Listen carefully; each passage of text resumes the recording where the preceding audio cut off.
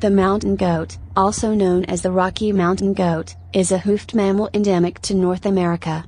A subalpine to alpine species, it is a sure-footed climber commonly seen on cliffs and ice.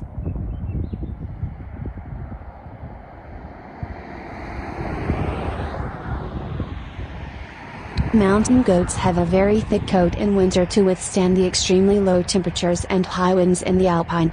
A dense inner wool is combined with long outer guard hair up to 20 centimeters long, 8 inches. In June and July, goats shed the winter coat, leaving a short summer coat. When they molt, the old winter hair is rubbed off on brush where they walk and on ground where they rest. By September 15th, their winter coat is growing back.